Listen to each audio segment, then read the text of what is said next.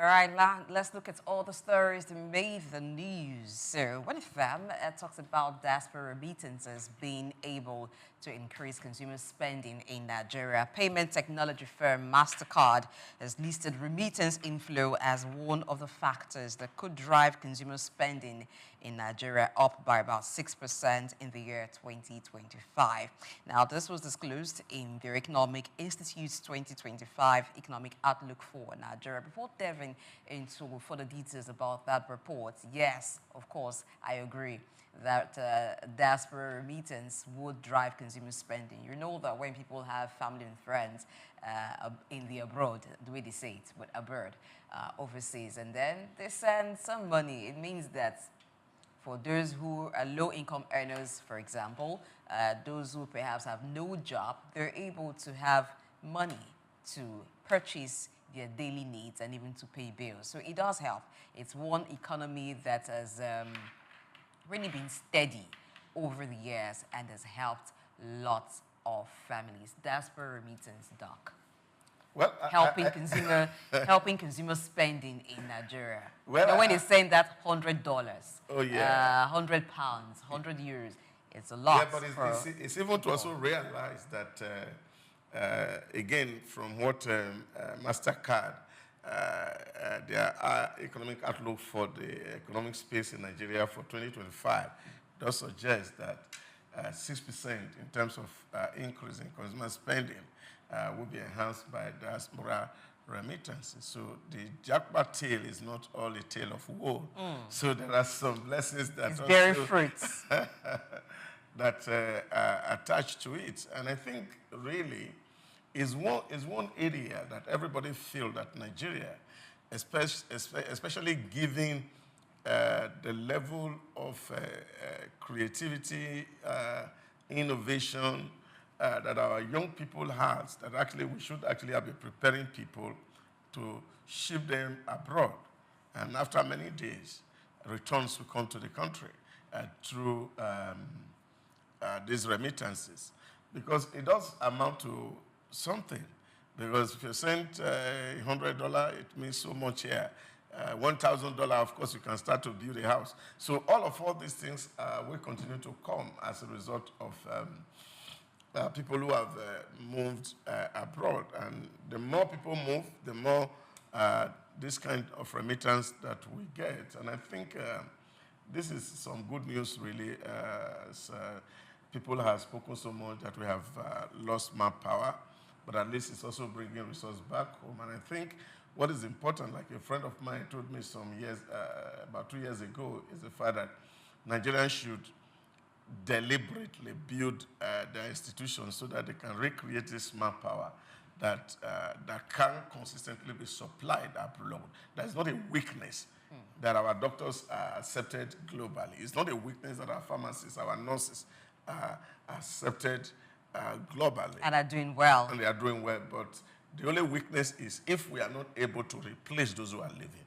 And the onus is on the institutions, whether they are the polytechnics, monotechnics, or the special institutions or universities, to be able to produce quality graduates that can fit those bills outside. And I think that's where we really need to work hard.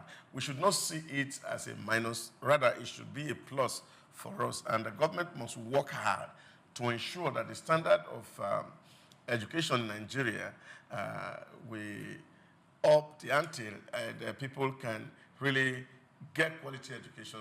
And once they get there, they don't need to do so much. They can fit into those environments.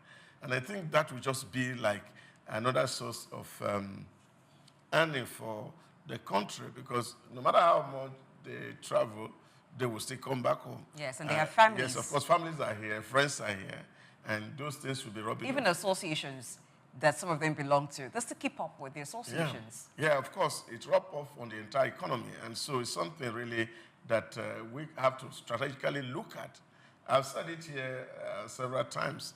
Take, for example, even a country like India, a country like the Philippines, they deliberately prepare their young people for these offshore jobs with state-backed guarantee.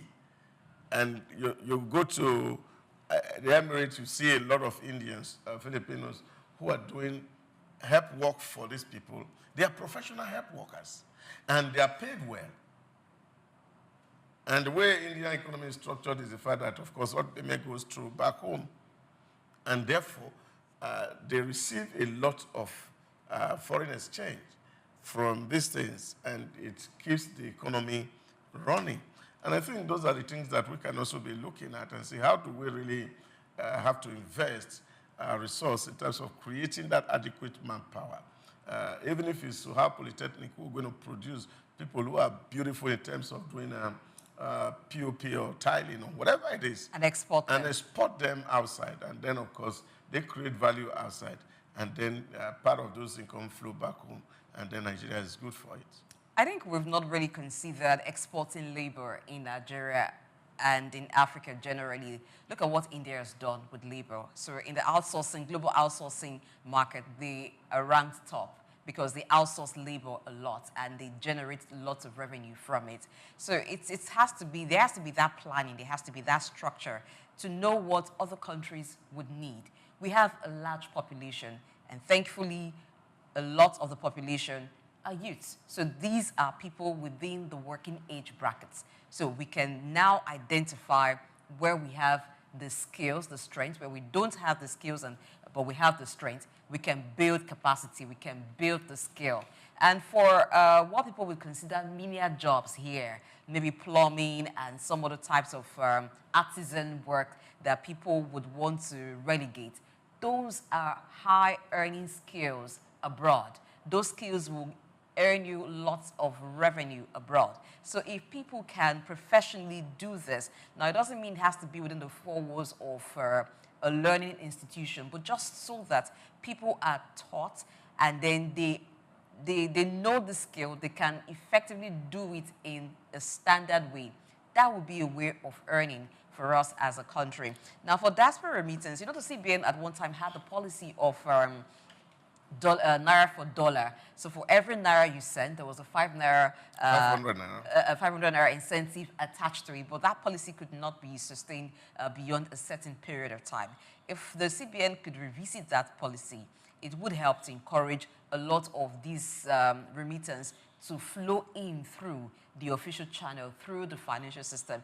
Because we also have people who are remitting, but the official system is not capturing it because they would rather send money through other means, and their relatives would rather take the hard currencies to the parallel markets and do the exchange there because they feel they will have better bargaining. But if the CBN can also do its bit to ensure that this flows through, then we can know exactly how much of remittance that Nigeria is getting, because I believe that it is way more than Mastercard has recorded. They've been able to do that because it's what they are able to monitor and it's what passes through their own system. Yeah, but you know, that policy that the CBN implemented at that time, it was actually to encourage people to bring money home, but it was costing the country so much money. So much money to sustain. Yes, of course, as if you're trying to bridge those gaps, and those money is, you can imagine people who bring in $1 million, you multiply that at 500 and see what that means. That's a lot of money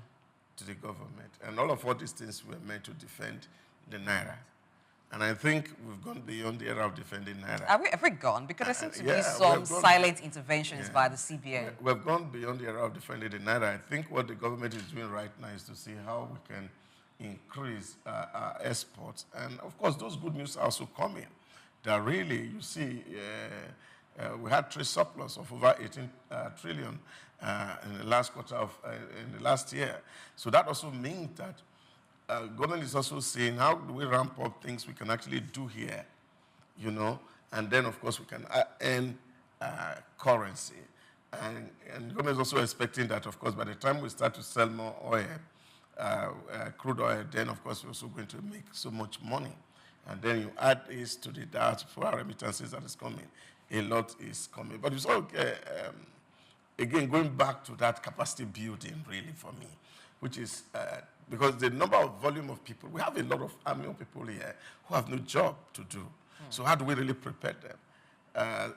When our chairman said something on the platform yesterday, where Tim Cook was saying that a lot of people believe that companies go to China because they are low labor.